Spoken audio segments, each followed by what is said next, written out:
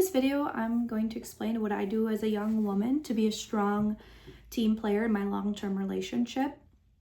We have been dating for 5 years, since we were 17, and now I am 22 years old. This is just speaking from my experience. We do get a lot of questions about how we do it from our friends and family and how we have a stronger relationship than some grown adults do. So in this video, I'm going to explain what I do on my end of the relationship, on my part of the team that I'm contributing to keep this strong and healthy.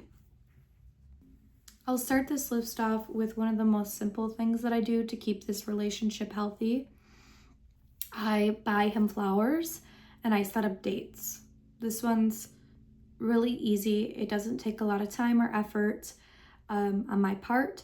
It's just something that I notice that men do for women, but women don't typically do it for men. So this is what I came up with. Every once in a while, I'll go to the farmer's market, pick up some flowers and just put them on the table, or pick a restaurant that we've never been to and a Friday night and just say, I got a surprise for you and we're gonna go out to eat. This is really important. I got this idea from somewhere. I heard this quote or saying that said that men usually don't get flowers until they're in their grave or on their funeral day. And this affected me. I felt really saddened by that. So I decided to do something about it and start buying the men in my life flowers. Number 2 is that I let him take on masculine roles without overstepping on that.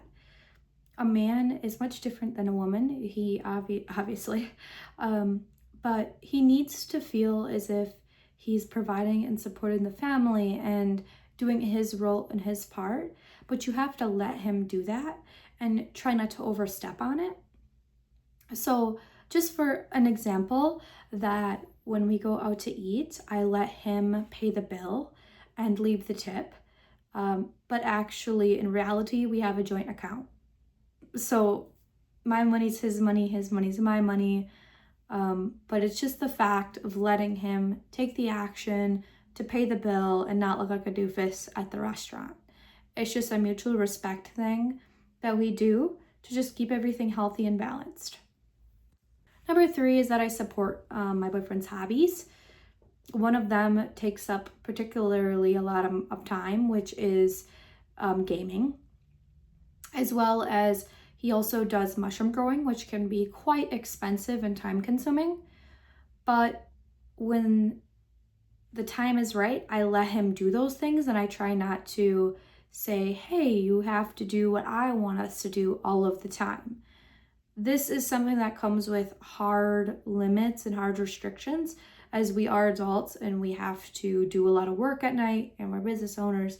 So it's hard to allow him that time, but I do allow it and I try to stay calm when I feel like the video game thing is getting out of hand, and I just communicate that and say, hey, seems like you're spending a lot of time and money on the video games.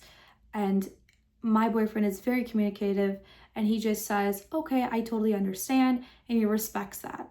You also don't want to let the hobbies get in the way of the love life. And this can be really prevalent with video games because it can be all night long and you could go to bed and he's still in the video games. And if this is an every night occurrence, it may ruin your sexual kind of relationship that you have going on. And you don't want that to be interrupted, but it's a fine line. And also financially, it's a fine line. How far financially can you support a hobby? But I make sure that I do my part to support whatever he's interested in and let that continue to be something that he likes.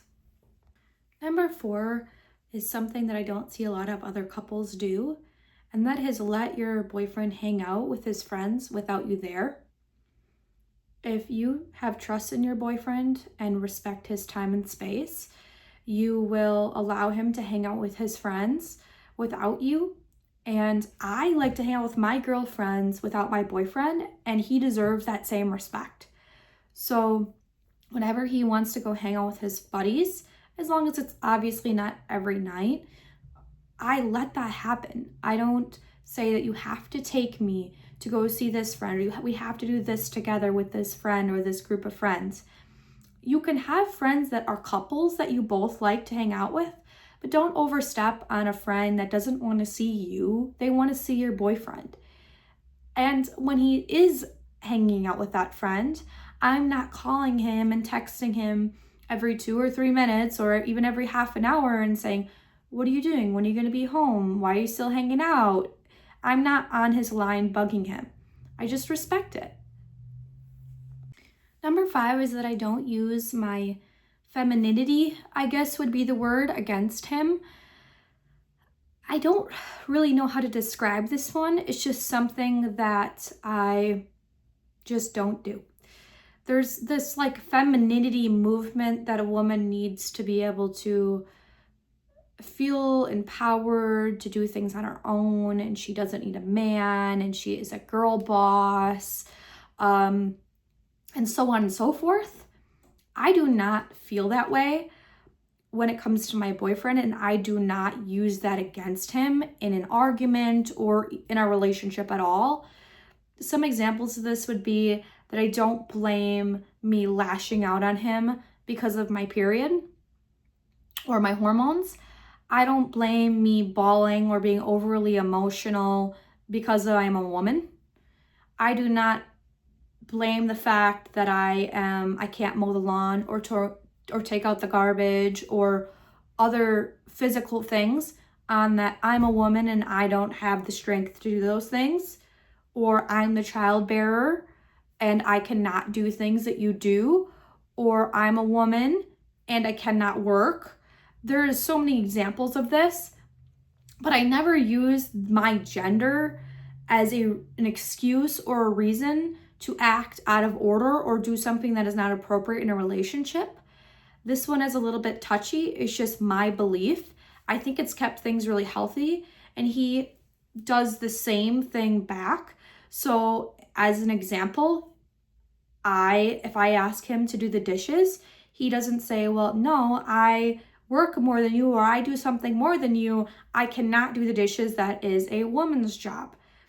We just don't play those games around here. We do have the woman role and the man role, but they are interchangeable at any time, and I'm okay with that, and he is as well. The list can go on and on and on of the things that I do to keep this relationship healthy, but today I'm just going to stick with 5, and tomorrow I'll just do 5 more and do a part 2, as it just takes a while to record these things and pinpoint exactly what I'm doing and how to explain it. So stay tuned for more.